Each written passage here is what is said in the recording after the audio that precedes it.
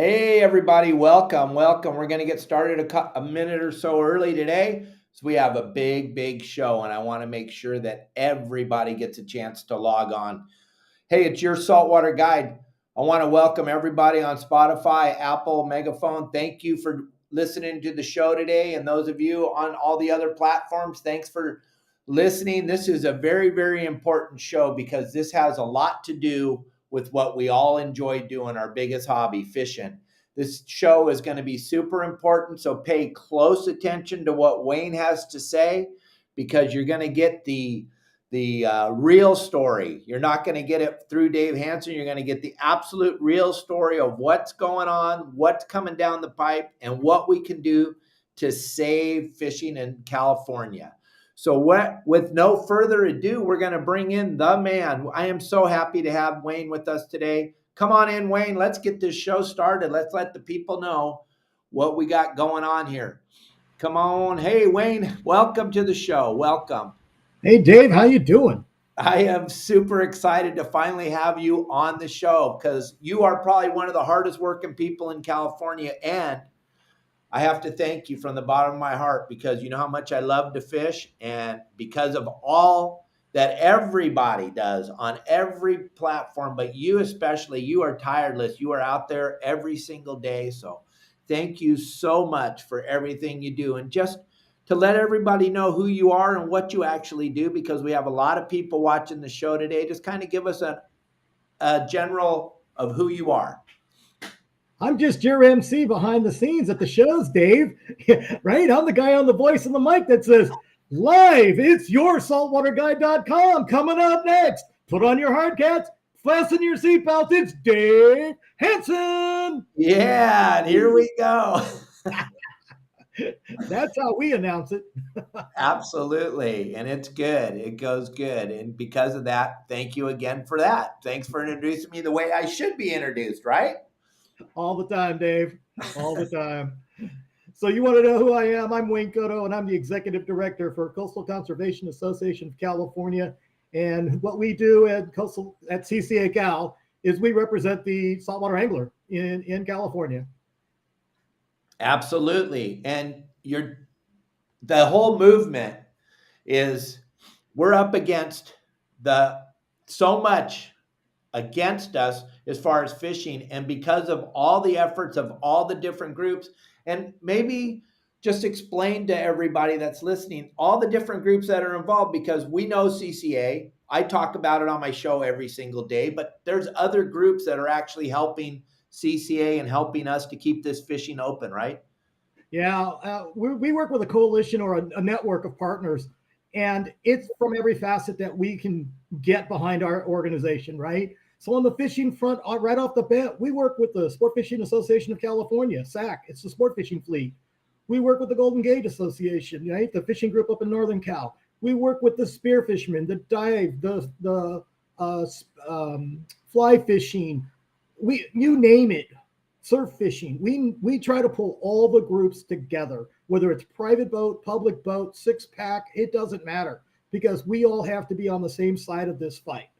On top of that, we built coalitions with outdoor recreation, because hunting and other outdoor recreationists are fishermen too, and they're anglers, and they want to participate and help, because we all have to fight for our access to our resources. And that's what's going on right now. It is all about that. On top of that, we work with the boating associations, the harbors, the port captains, the marina operators, because they're going to be in this fight with us with everything that's going on with CARB, right? And the emissions and all of the electric motors that are going to have to come out, and all the infrastructure that's going to be needed to support it. So it is a very broad-based network of people and groups working together to conserve our resources and our access to them. And at the end of the day, it's all about all of us being involved, correct? And Correct. like I say all the time, for those that watch my show in the private boater community, really, at the end of the day, CCA is our voice at the table, and you are the one out there. CCA everybody behind the scenes that works with you. You guys are the guys out there gathering the knowledge and the information and passing it on to us so that we can actually know what's coming down the pipe. What's the next thing? What's the next thing that's going to affect you and me going out and getting a suntan and smiling and laughing and catching a fish with our grandkids, right? Absolutely. We work at all levels of government. We work federal level with legislation. We work at the state level with legislation. Gosh knows there's 2,500 bills a year to get introduced, and we have to go through them and watch for all the things that are going to come at us. And sometimes it's unintended consequences of a bill that they don't think is going to hit us, but can react and help and hurt us, right? Look at the lead bills that have come through, lead, zinc, or copper, right? But if zinc got included in one of those bills, it's going to affect every boat in the water, right? So oh my gosh. Think about how these unintended consequences of some of these actions, and they don't know necessarily all the ramifications. So we have to be very vigilant in our analysis of bills, catching certain phrases or words that you would never think, right? Because sometimes it doesn't just say fishing. It could come very indirectly at us, and that's what we do. But then we work with all of the departments, like Department of Fish and Wildlife. We work with all the agencies up and down the coast. We work with the marinas. We work with the port districts, Coastal Commission, Natural Resource Agency, Fish and Game Commission. We work with everybody because all of it has to work together in the bigger picture. National Marine Sanctuary is a good example, right? Because right now, everything that's going on, they all are colliding right now. I think the biggest thing that I find is that people don't know is the ocean is the last area that hasn't been divvied up. All the land pretty much has been divvied up among everybody. Doesn't matter if you're the government or private or some non-government organization. It's all been divvied up, but the ocean has not. And the reason it hasn't, because they didn't have the technology to do it. Now we have GPS. And now it's called marine spatial planning. And the government can now make money on the ocean. They have a way, right? The only way they were doing it before was selling off leases for things like oil rigs. But now they have this opportunity to sell plots of land or plots in the ocean to people like the wind farms. So they're selling leases. Aqua farms are going to be in there. But other things that are going to take a precedent, right? You're going to have your national defense areas. You're going to have areas for state marine parks or marine protected areas, national marine sanctuary, aqua farms. See how it's slowly getting divvied up. And guess who loses along the way? Fishermen. Access to our grounds, our resources. So that's what we're having to fight against. It's very, very convoluted, and it is all concurrently happening. Okay, and something that you posted yesterday that I was very excited about was a little, I would call it maybe a pause in the 30 by 30. Maybe you can explain that a little bit more because I did share it across my social media yesterday. So maybe you can help us all to understand that a little bit better because I've been talking about this 30 by 30 for 2 years at least, right? We've been talking about, they've been trying to shovel this down our throats here. So can you talk to everybody about this a little bit? And give us an insight? So here's what's happened, right? We had legislation that AB 3030 that everybody came out and helped us fight. We beat the bill. Governor comes back 6 weeks later and signs an executive order. The executive order isn't a law, it's a guideline. It's a guideline to his department and agencies to implement the 30 by 30 process. The problem is if you want to define this whole thing on the international level, it started. And then we have the America the Beautiful Act at the federal level. And at the state level, we have our 30 by 30 effort. All three of these levels of effort have different definitions and qualifications. And guess who's the most strict? California. So we're trying to figure out why the rules and the guidelines and the requirements can't be the same throughout this process if the whole program emphasis is saving certain things. Now, here's where we're at. We're not against pollution. We want clean water. We want good habitat, biomass, biodiversity. We want to make sure the plastics aren't out there. We're against raw sewage releases, pollution in our sewer runoffs. We don't want balloon releases affecting our oceans, right? All those things we're for. So the premise of what they're trying to do behind a 30 by 30 effort we're okay with. Where we get a rub is when they come at us and start removing our access to the resources without scientific proof to do that. And that's been our biggest fight that we've had. Now, on this 30 by 30 movement within California, when they first came out with it, they would not tell us that they weren't going to go after the fishing areas, right?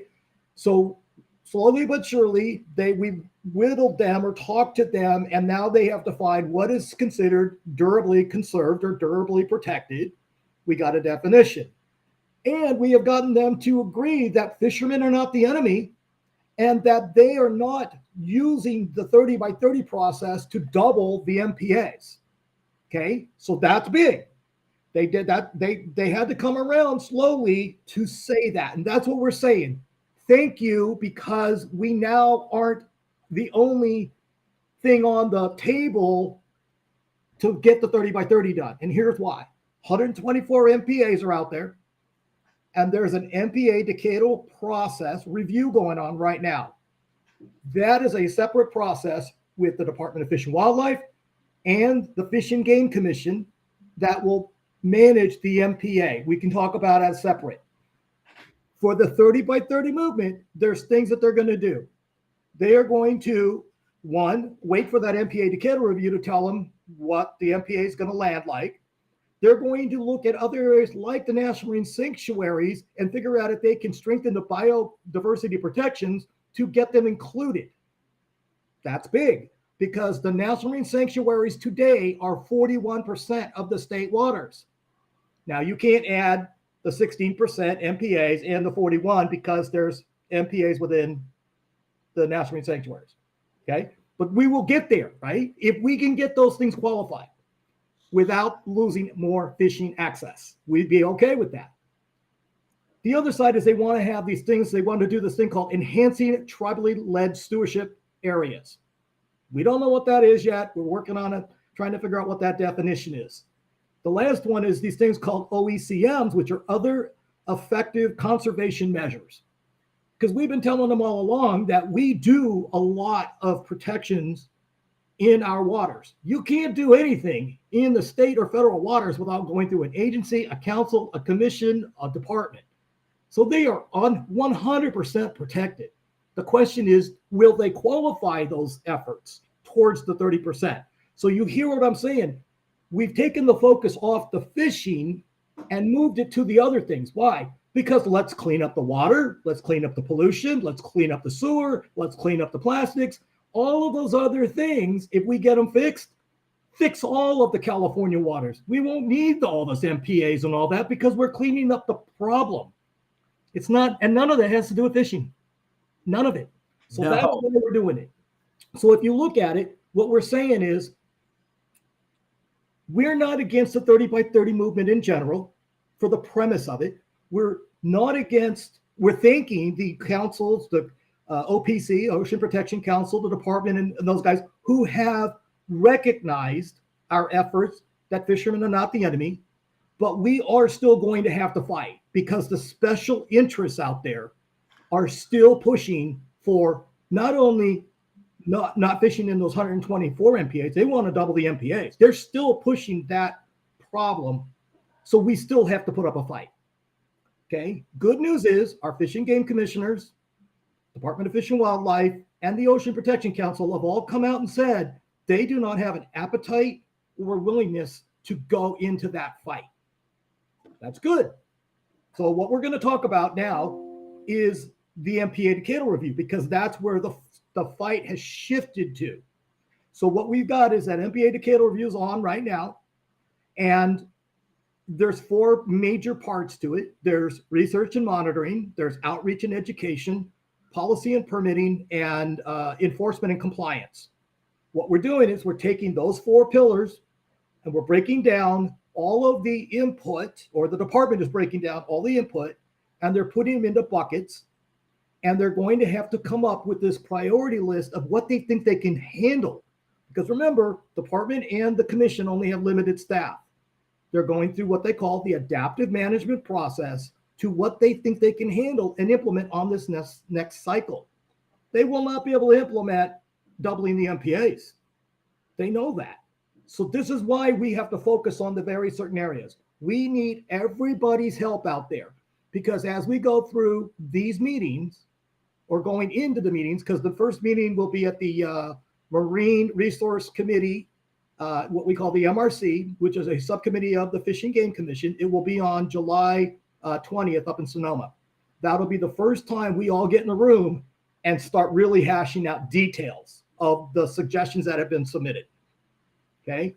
We need people to give us what they're seeing in their local area or some of the ideas, because we can't cover 1,200 miles of California coastline.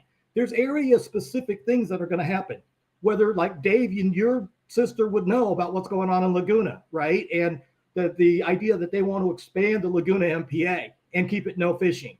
We know down in La Jolla, they're talking about maybe moving a border down there and including Boomer's Cove. Don't want it to do it, but they're going to try because of what's happening with the sea lions and the pupping. But we know those couple of things. But we've also gone on the offense and said, hey, why don't you guys really use your science? If you are truly scientists and lawyers, let's prove your argument. You've now done 10 years of study, and in the central and northern coast, there's MPAs that we've done studies on that do not show that there is a big difference between inside and outside results.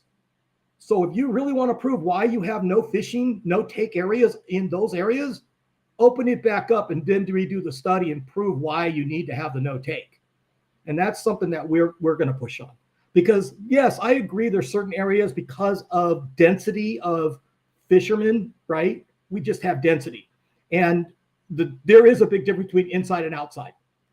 Never going to get those open back up at this point. Because why? We've all been constricted into too small of an area.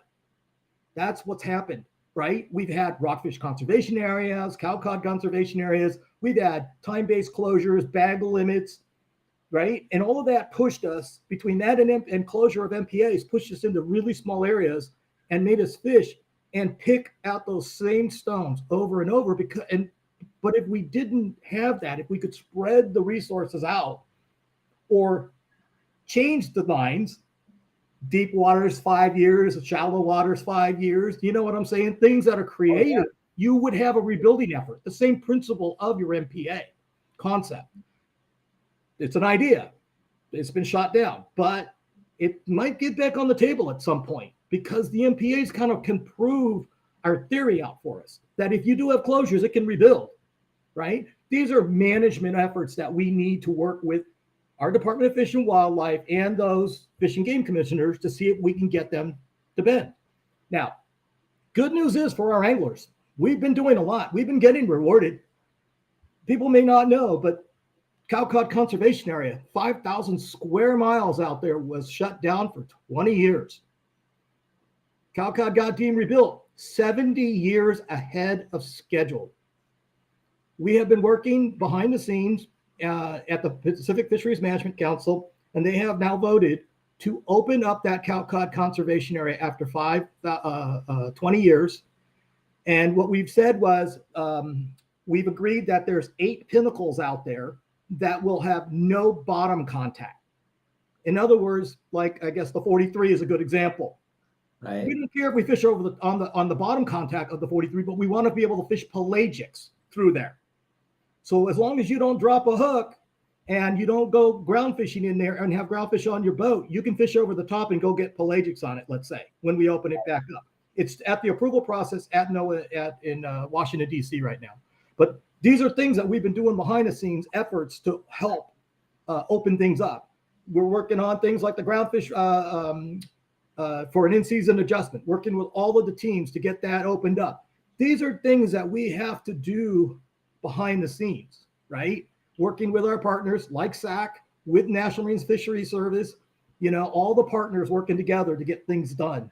That's how we succeed. One second. Gang, make sure you hit that QR code and get involved with CCA, because like I say every day on the show, Wayne and everybody at CCA, for the private boater community, Wayne and his staff are the only people that are getting the knowledge that we need the knowledge, so we know what we're doing right and what we're doing wrong. And you know what it takes? And I'm sorry, but let's be honest. The special interest has way more funds than we ever will. It takes us all to donate. We're not asking you for all your money, to donate a little bit. This anybody that loves to fish, or your grandkids love to fish, or anybody that loves to fish, we need you to be involved with CCA, just like I'm a lifetime member, and there's so many people that are watching the show that are members, but it takes all of us, like Wayne keeps saying, it takes the whole village, and it takes, bottom line, it takes a little bit of money to do these things that we're doing, right, Wayne? Absolutely. And Yeah, now if we're you not, hit that QR code, it'll take you to our website. We do have this thing called Contribute to Conservation, which is for as little as $10 a month. It gets charged to your credit card. And it's a way to help contribute to our funding. It takes a lot. We have a full-time lobbyist in Sacramento. CCA has a full-time lobbyist in Washington, D.C. We have lobbying efforts going on all the time, everywhere. And you guys here, we pound the pavement up and down this coastline, and it is a big state. So it takes funding to get through these programs and to be able to support us. Guys, we have 2.1 million anglers in California, and we haven't even scratched that level as memberships. And I do not know why. The angling community puts $3.4 billion. They spend $3.4 billion annually towards fishing efforts in California. We have horsepower. We got to get the memberships up so that we have the support, because numbers matter when you start talking to legislators, because numbers are your voters, right? And we're going to have to keep expanding up the coastline, right? We're from Santa Barbara South, we're from Bakersfield South, but we need to get into the Central and Northern California with chapters, and we're working on that every day. But we have to have help. We can't do it alone. absolutely. And that's what we've been trying, the message we've been trying to send to all of the people that watch us on our daily show is, you cannot, and like you and I talked about last night, the time to sit on the sidelines and suck your thumb and wait for Wayne to fix this all for you, it's not going to happen that way, gang. We all have to be involved. We got to be involved in a positive way. You can't just jump on there and spread a bunch of negative and then jump back out and go, well, I did my part. The negative's not going to do it. Right? Yeah. I mean, it's so bad that we have the keyboard jockeys, but you know what? We don't do it for them. We do it for the right reason. We're driven to succeed. We're going to do it, right? What are we worried about? We're worried about access to our fishing. We're making sure that we have fish to fish for. We're working on our hatchery program. We continue to work on that hatchery program hard, right? We've sent legislation through, got a bill passed to update it. I'm a vice chair on the White Sea Bass Advisory Panel. We're working with the Science Advisory Committee. We're working on getting them their funding. We're working on a report card. We're getting more broodstock into the hatchery program. We're working on head collection. You see that sticker sitting up there? We need your help. If you go catch white sea bass, or you see somebody catch a white sea bass, please, please, please ask them to donate that head at the landing and put it in the freezer. If you want the otoliths, you can put it on the bag with your contact info, and they will return them to you over time. But we need your help, because this program is being reevaluated as we speak. So that's going on. But real quick, explain why the head's so important. You know, and I know, but most people don't understand what this head represents. It's not about how many white sea bass you caught. There's a special thing inside this animal's head. If it came from our hatchery program, there is a wire-coded tag right in the nose of the fish. But even if it doesn't, we need to have the fish, because we're taking genetic study information from it. We're using the otoliths to get age data. And then if the wire-coded tag is there, then we will know if it was one of our hatchery fish. But we need that data. And we're doing a really big study on genetics right now with South Carolina. And it is proven that our return of our white sea bass contribution to the stock is much greater than the last study showed, because the genetic study. See his question there real quick? This is a kind of an important question. Can you fish over the 43 for bluefin, kelp patty, yellowtail, or is there a restriction? Pelagic fish are allowed, no bottom contact, but you got to wait for NOAA to approve what we got going. We're at the final stage of that. So they will return the otoliths, the stones. if you mark your bag with your contact information saying you want them returned, yes, they will do that. And hey, let them take them out. It's a lot easier Yeah. than you. Trust me, I've tried digging those things up. That's no fun. But what else That, are we working on, guys? We're working on hatchery program. We're always trying to work on habitat. You know that they've got the oil rigs that they're trying to take out. The extreme environmentalists want to pull out those rigs completely out of the water, which will decimate that habitat that's been built for so many years out there. It doesn't even make sense. So that's why the rigs to reefs concept is so important, and we got to fight for that. We're fighting off these wind farms. They're talking about putting thousands upon thousands of these things off the coastline. It's going to affect our fishing. It's going to affect the migratory practices. It's going to kill birds. It's going to mess up mammals. There's a whole lot of problems with these things right now, and it's going to hurt our resources. It may be 20 miles offshore and you may not see it, but it's going to hurt. Well, the amount of fossil fuel it's going to take to get those out there. They're not going to magically build them in Long Beach and then set them out there. Well, there's a whole lot of things. They don't have enough infrastructure space to do it. And so what is that going to do your harbors and marinas that you are launching out of and trying to do stuff out of, or the commercial fleet's trying to work out of? There is not enough space anywhere. And that's one of the issues they're talking about right now. What else? We're working on a national marine sanctuary proposal, the Chumash one, between the bottom of Monterey all the way down to Santa Barbara. That proposal's on the table, but we don't want that to happen unless we can get the national marine sanctuaries included in the 30 by 30 number. And if they happen to get them qualified and we get the Chumash one in, guess what? Their next phase of 50 by 50 is done because they will have more than 50% of the state covered, but with those national marine sanctuaries. So we got that going on. We got aquaculture projects up and down the coast going on, federal and state waters. Like I said, we got a crap load of bills going on.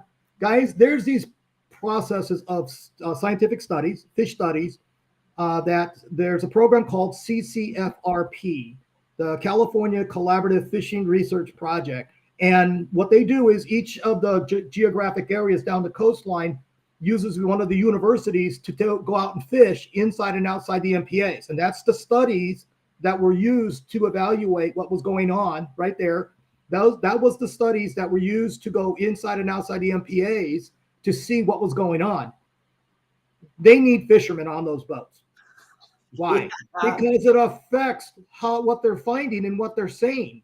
We need to be part of those efforts, and you can get signed up as a volunteer. Now, how's this one? And I've said this from the beginning. You know, remember when they shut down our MPAs and like the ones in Channel Island is a good example, right? How long they've been closed. We kept saying, I want to fish inside that. Well, guess what? Not only do you get the fish inside of them on the boat, but you get to go on that ride for free. You don't get to take any fish home, but who cares? Take a picture and send it back. It's fun. Trust me. We get to go fish up and down the coast on our sport boats for their project and hold them accountable. Hey, but beat my record on a boat. Let's go, right? Let's all go have fun because we get to go fish for free, help the study, and hold them accountable to what they're finding in those MPAs.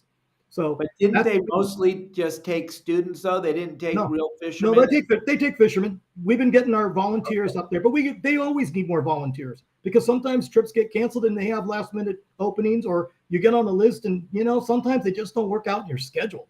But we need good fishermen on those boats, and then we need you guys to be paying attention to what they're telling you and what they're seeing. And every year, each one of those programs puts out a summary and have a volunteer day, a celebration, but they're putting out their summary reports. We need you to look at those reports and go, was it accurate reporting, or are they making statements that they really shouldn't be able to make, right? Findings, because you can't say all things being equal, this is the cause of that. We've caught them on that. Not that they're trying to make a mistake. They don't know any better.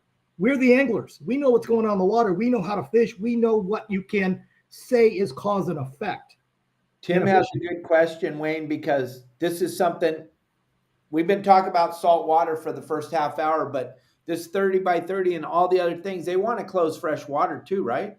There's a terrestrial component. There is a ocean component. So what CCA is focusing right now on is the ocean component of that. But there is a terrestrial component. Most of it has to do with land and land management. But yes, there is a component to that. So, and then here's the biggest piece. One of the biggest components to this whole 30 by 30 movement is access for the underserved communities.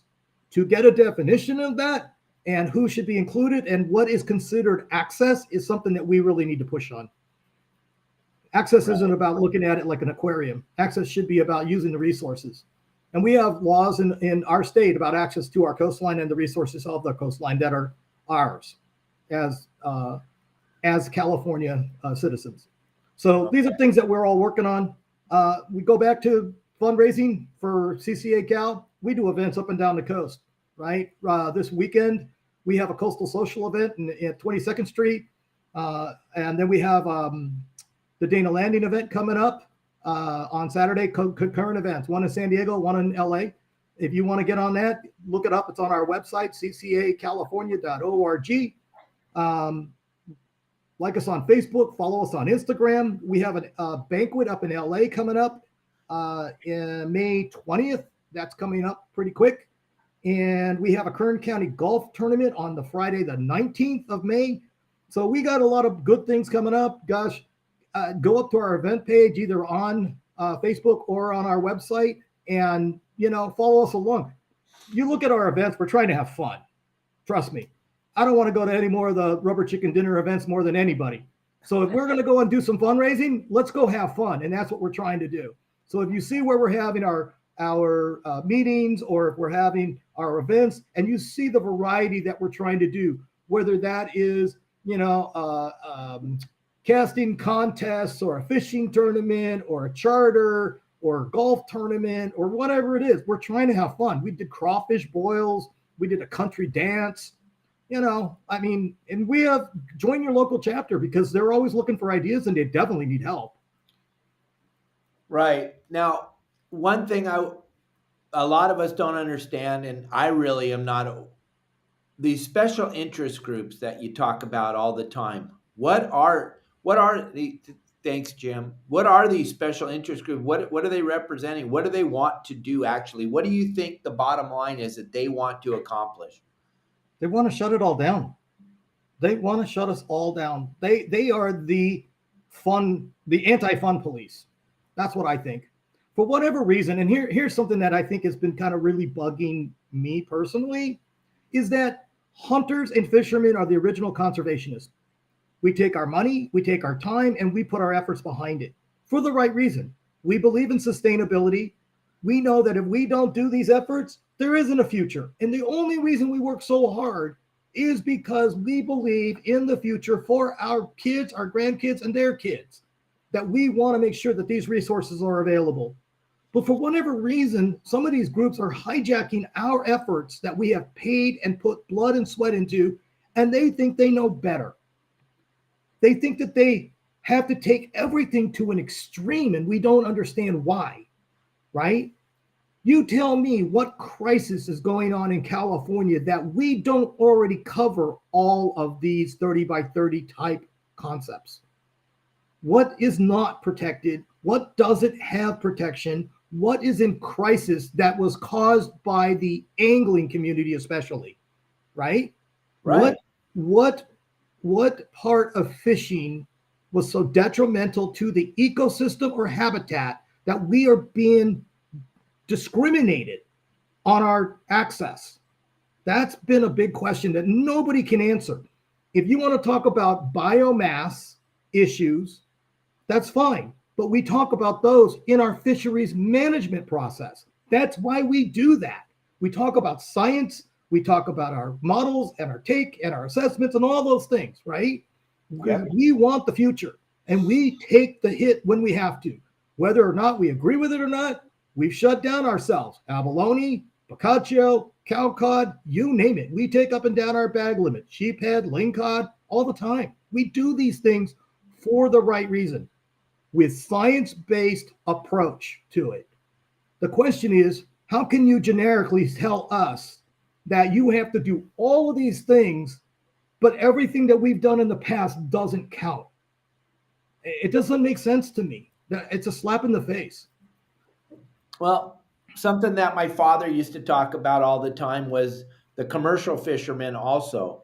They became, and then you summed it up perfect when you said that the first thing it says on a sport boat license is commercial passenger carrying vessel. So all of a sudden, now we got lumped into that. And even the commercial fisherman is really, bottom line, not the problem, even though everyone wants to point their finger at it.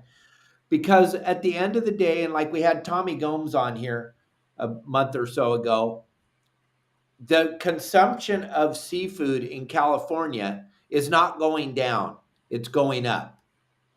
Now, the places that we're going to get this seafood from are the biggest problems for the ocean. The Largest harvest, offenders.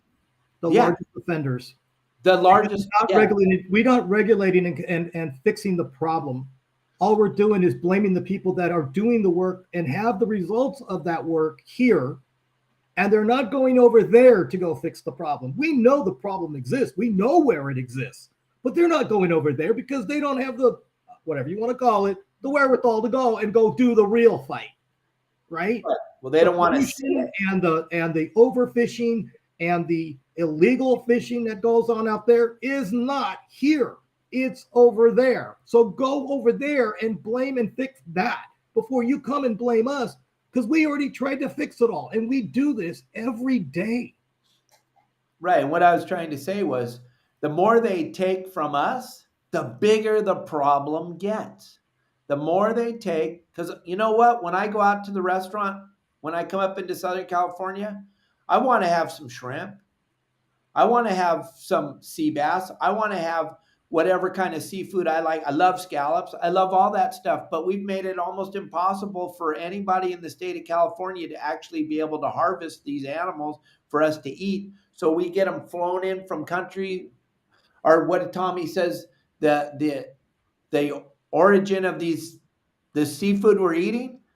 It's scary when they think about it. And they're making, like you said, they're making it worse every single day. That's another reason why it's super important to be educated and connected with CCA and all the other SAC, Sport Fishing Association of California. Something we didn't talk about, but we need to talk about is because there's a lot of people on here that are watching the show that actually buy a ticket and go fishing on the sport boat, and they don't understand that they're part of that ticket goes to the Sport Fishing Association of California to help Wayne and help CCA and help Jim and help Dave and help Donna and help all of us to be involved in this, to keep the fishing open, correct?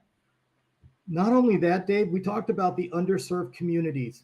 Where do you think that access point really is? The sport fishing fleet that we have is really their access to the ocean and the resources. So if they keep getting regulated out, where are you going to have your access and how are you going to get it? Because the underserved community is not going to buy a shiny boat. They can't afford to go rent a boat. They won't know how to go out there and fish unless they listen to yoursaltwaterguide.com and get educated. Right. You know what I'm saying? So, but how do we get there? And that's exactly what we need to be working on, right? Correct. Our job is education, outreach. We do the work up in Sacramento. We do the work with the agencies and the council, the commission. Everybody out there that's listening to this, you're our eyes and ears. You guys are out there. If you hear or see something that's going on, give us the ring. Call me, email me, message me on Facebook. Trust me, we watch all of it. And we need your help because we cannot be everywhere. Now, certain things, let's go back to this MPA Decadal review issue. When you listen to them talk, make sure you listen for the details because they're so important. They kept talking about, oh, we have all of this biodiversity increase. That's not true. What their claim was actually biomass increase. Biodiversity has to do with variety. What they claimed was increase in biomass, which is the number of that species in the water. And nobody's going to argue that if you close an area down, you're going to have biomass increases, but they have no claim to biodiversity increases. The piece of spillover effect, the only piece that they got was spiny lobster in La Jolla. Guess what? If you close the area to consumptive efforts, nobody's going to argue that they're going to go spill over. You know why? Because they're probably overpopulated now. And they're going to have to leave that little area to go find food and eat. Face it, Lobster is the cockroach of the ocean. They're going to go eat and they're going to survive. No problem. Here's the rub. None of those species they are claiming success on biomass and spillover are species of concern because we do fisheries management. Our regulations and our bag limits and everything have not are showing their effectiveness. So we have to be very careful on how we talk about this and how we watch it and manage it, right? Hold them accountable to what they're saying and what they're claiming. That's what we do. Right. And gang, if you haven't seen me before, if you haven't watched this show before, because I know we have a big new audience because Wayne's here, we do this show Monday through Friday at 12 o'clock Pacific Standard Time. We're approaching our 1200th episode. I do this every single day, Monday through Friday. I don't work on the weekends. I try to spend them with my beautiful wife, but I just want you to see what we're talking about right now is points that we talk about constantly on this podcast, and we do it Monday through Friday, and we absolutely do it live.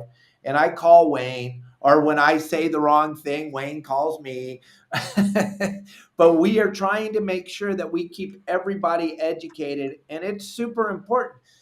And a thing that I learned from you that I wasn't really focused on when we were talking at the Pacific Coast Sport Fishing Show was these MPAs went into effect, and they went into effect and they took giant pieces of our, for lack of a better word, our favorite hobby areas, and they took them away from us, and then they didn't do anything to them. They didn't plant kill. They didn't do anything. They didn't. They can't. Some of them are right in the middle of the sewer treatment plants. The sewage dumps right out in these MPAs. Oh my God, I could go, but you summed it up perfect for me. You were like, Dave, what no one's talking about. They closed them, but then they didn't do anything. They just went. The 124 MPAs equal 50% of our good fishable waters along our state coastline. 50%. They only took the best areas, other than a couple that we know about that are more sandy bottom. Why? They wanted the habitat. So if they really, and this is why we got scared on this 30 by 30 effort, because if they double the MPAs, they're going to take the other 50%. Get it? That's 100% of the good inshore fishable waters, which will kill our sport fishing fleet, will kill our access, right? Your kayak anglers, your shore fishermen, your sport boats, your half deck, nobody will have access if they get that. And that's why we have to fight. So that's what we're doing, because come on, you can't have 100% of the access, the habitat. That's just unfair. And then not enable us to build habitat. If you want more habitat, let's do more habitat. Let's build artificial reefs. But from the beginning, 8 years ago, CCA tried to build artificial reefs because CCA nationally, we're one of the largest groups building reefs across the country. And California shut us down, and we have not been able to build a reef since. The only reef that's been able to be authorized are mitigation reefs, like what happened to Palos Verdes because of the DDT mitigation money. So we're working on it. We're still trying. But, well, yeah, if you think about what, like I'm thinking right now, if these special interest groups, if they really, really, really were so concerned about the ocean, then they would stop the consumption of seafood in California. Because we're bringing in seafood from countries that are devastating the ocean. And if you wanted to do it, only fish caught in California, lobsters, scallops, only fish caught and are landed in California should be sold in California if you cared, right? I don't know if I can go there, but and you know what? You got to be able to look at supply and demand. No matter how you look at this, you got to look at supply and demand. And in our state is so densely populated. There's no way to have that sustainability. That's why you got to look at some of these aquaculture projects. That's how you get there. But they're even closing. They don't want those to happen, right? They don't want us to build habitat, which will increase biodiversity and biomass. They don't want us to do aquaculture. They're forcing our hands to go outside. And that's what Tommy's big deal is, right? That's why he's so passionate about what he does on his side of it. And he's right. I mean, the regulations outside of our borders are not as strict as ours, right? At The, all. the quality coming in is subpar in some cases. The origin of the fish is important because not every country is as has the same regulations as ours do. So that's what we're trying to do. We need your help. We need you to fight. We need programs like this where Dave gets the message out to so many people of what we're trying to do. CCA California is here to fight. We're here to support your access. We're here to help sustainability of our sport. We're trying to do what is right for California, for the future, for all of us. And then if you're not in the state, if you happen to be one of those people that are watching across the country, all of the CCA chapters, we have 19 states with chapters. We have one up there in Nashville, Tennessee, an inland chapter, all supports our efforts across the country. So support a CCA chapter somewhere. And like I talk about all the time, Wayne, what happens in California usually starts to spread out across the United States and ends up in the East Coast also. So if you guys sitting on the East Coast are going, well, boy, California looks like a mess, listening to what's going on, hey, they're coming for you guys too. Everybody has their own set of issues. Trust me. I mean, you go down the Gulf, they have the snapper issue. You got Menhaden going up the coast. You got up north, we got halibut issues, salmon issues. You can keep going. Every area has their share of these issues going on. Hey, let's go back to one other item. Yeah. We need your guys' help on using descending devices. There was a question out there at one point that descending devices are they regulated here in California? As of right now, they are not regulated to be on your boat, but we need you to use them. We have gotten favorable numbers at the Pacific Fisheries. What's Donna talking about right there? Joining CCA? The MLP Decal review? Yeah, she's talking about, she put a link into the MPA Decadal review. Oh, okay, cool. It's up on the website. All right, go ahead. So descending devices, we need you guys to use them, especially because of what we're doing with this all depth restrictions or opening. And it helps the resources. It's proven science that if you can release them at the depth, they will recover. They do not die. And we need you guys to show and tell people that you're using them. If you're on a boat, have them use it. If you don't have one, get one. They're not that expensive. Have a dedicated rod. Make sure you have enough weight. Dave will tell you this. As we get these bigger fish, ground fish coming up over the rail, it takes a lot of weight to put them back down. So, but we need you guys to use them. Make sure that when you go to the ramp or on a boat and you have one of their surf samplers from the Department of Fish and Wildlife, the little person with the clipboard and the little measuring board, please submit and help us, because that data is what is used to help us at the council to say what the recreational take is. The more people, the more accurate. I was against it originally because I thought that data was used against us. I was wrong. What happens is if we do not have good sampling, then they have to take what they have and assume a number to make it to the whole. Is it accurate? I don't know. Probably not. How accurate can it be if not that many people are turning in their samples? Here's another one. Your report cards, like a lobster report card in Southern California, please turn them in. What we're finding is we get like 50% return. Okay, if that other 50% wasn't returned because they didn't do anything or didn't catch any, what are they doing? They're taking the 50% and assuming that is the average for the 100%, and they're overestimating our take. So you're hurting us by not turning in a zero. So if you do well or don't do well, I don't care, but turn in your report cards every year so we get a better number, an accurate number, so we know what's going on out there. Please.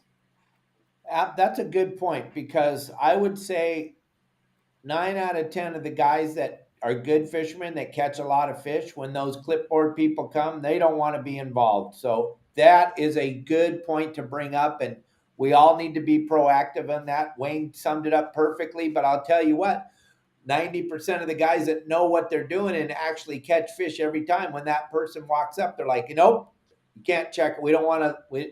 They're not there to hurt you. That's a If big. you're staying within regulations, it's within your right. You can't take more than you can, right? I mean, that's why we have bag limits. So, and you're not going to get caught every time you're at the ramp. Trust me. They just don't have enough samplers out there or on the boats. So your idea of, oh, I'm not going to do it because I'm a really good fisherman and I take so many fish. No, the odds of you getting sampled that many times aren't that high. But we do need you to participate. Well, and it's probably also a good thing to let them know that we actually do catch fish when we go fishing, because that's a plus too. It's not Yeah. a negative. Yeah, people don't understand this. If you catch a lot of fish, then we get blamed for overfishing. If we don't catch any fish, then they think the stock is crashing. We can't win either way sometimes on these analyses. Just understand that. We need you guys to be accurate on what we're really doing out there. That's all. It helps us all to understand so that when we go into the meetings, whether it's me or Merritt or Donna or Jamie or whoever else, Louie, whoever's going in that meeting representing the rec rail side, that we can get behind the number and say, yeah, we have a good feeling because that's what our guys are telling us. And it's accurately showing that in the model. So Wayne, do you have any descending device that you would recommend? I don't. But yeah, so far the sequelizer is one of the better ones because it releases at certain depths.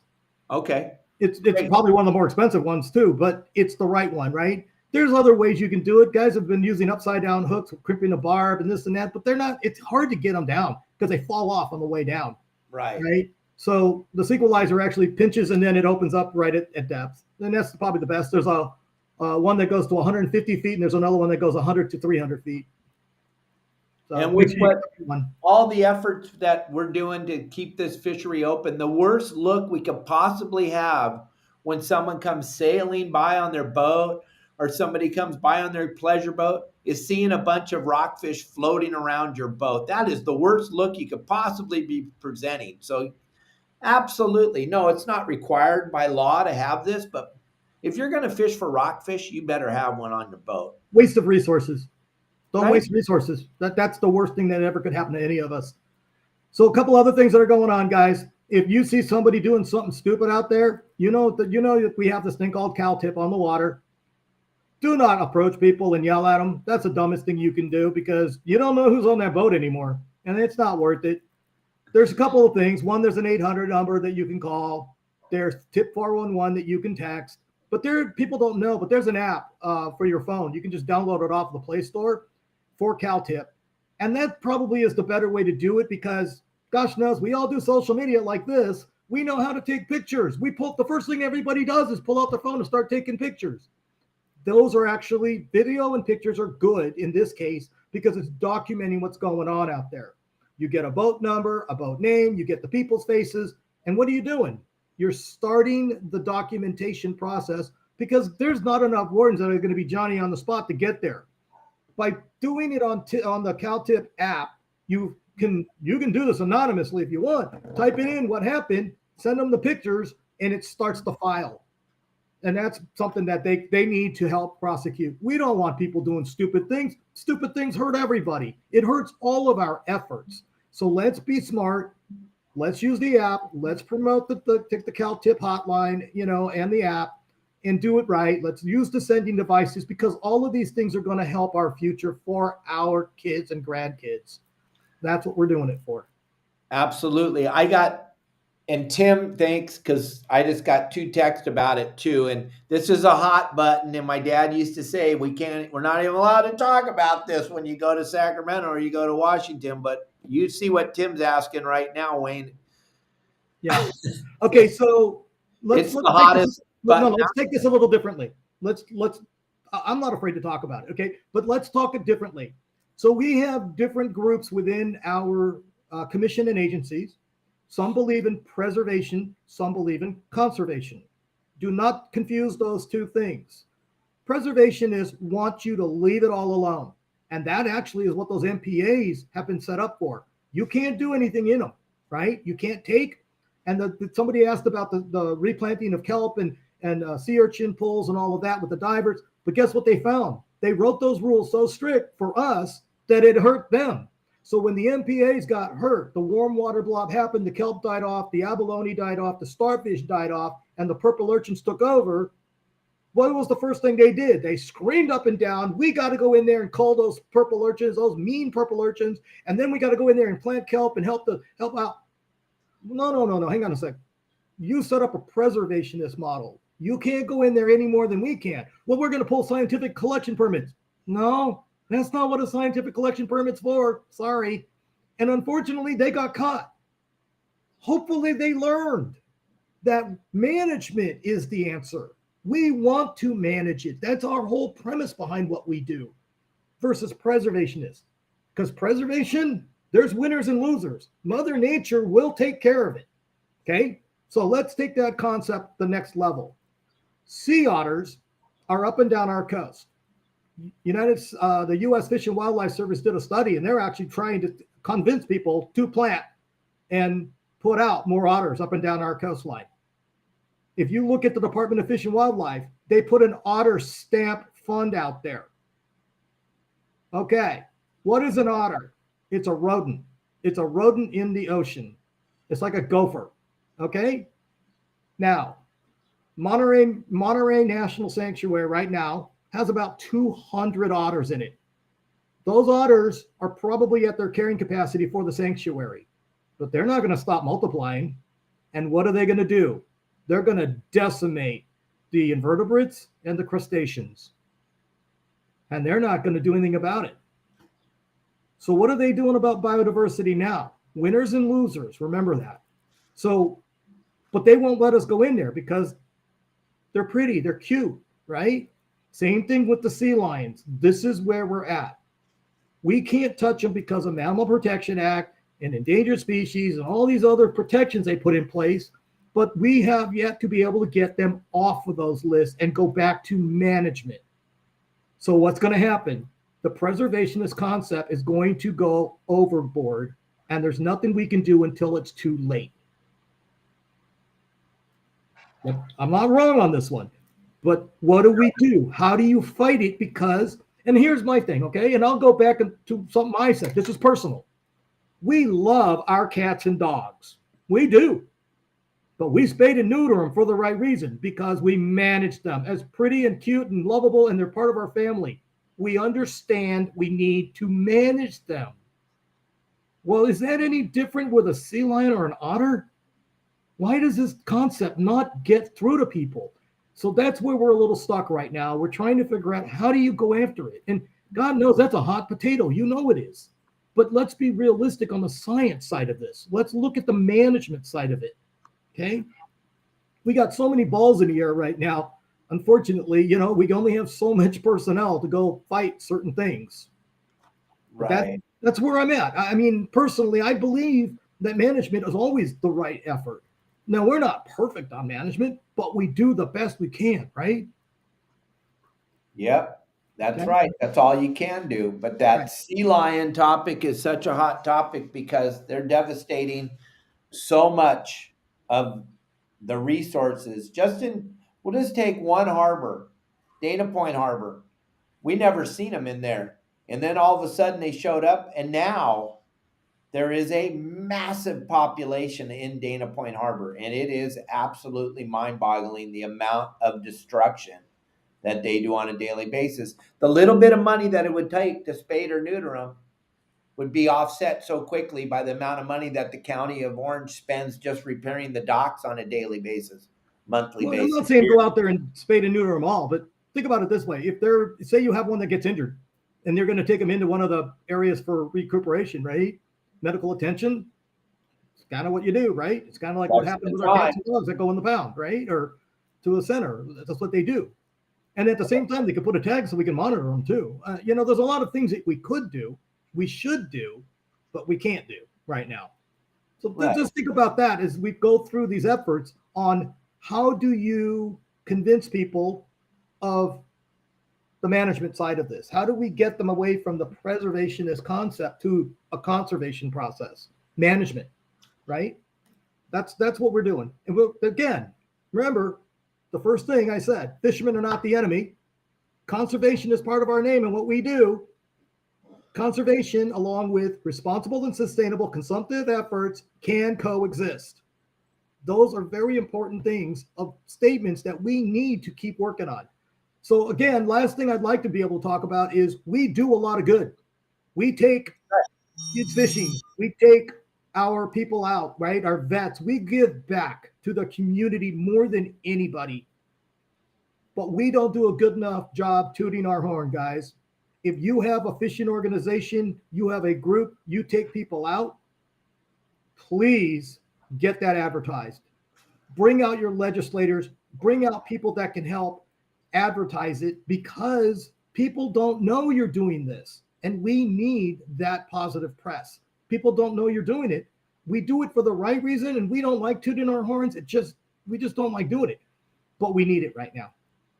Put it out there. And if you have a problem getting it out there, get it to us so we can help get it out there. Document what you're doing. Let's write articles. Let's get it to the press. Let's get your legislators involved. If you got a kids event, get the legislator in that district to bring those kids down, because they'll bring the press.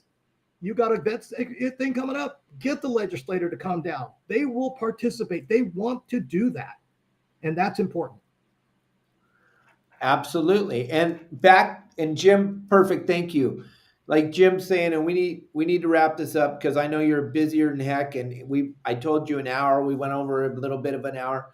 But at the end of the day, and if any of this stuff that Wayne talked about made sense, and Wayne, a lot of people that weren't in the very beginning, but we are actually winning some of these battles. We are winning them, but we're way far from winning the war. We're winning some of these battles, but what's it going to take? It's going to take every single one of us. So one more time, let them know to get involved with CCA. There's the QR code again, gang. Don't be afraid of people watching right now.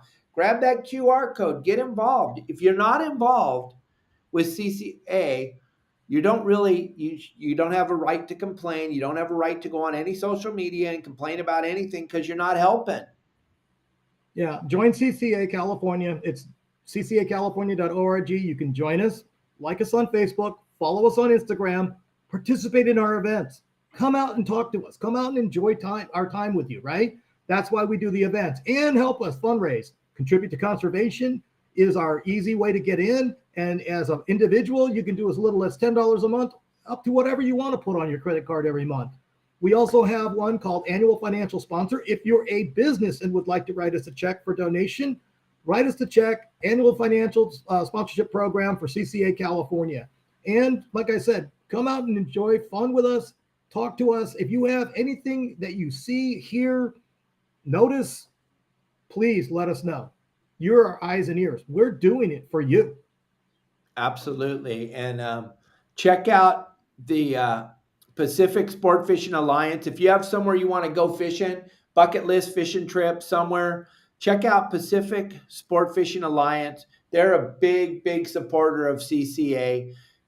Larry and the guys over at Pacific Sport Fishing Alliance have done so much to help us. And gang, they're introducing more and more people to fishing and taking away the fear of going to Alaska or going to Mexico or going out on a sport boat, never been there before.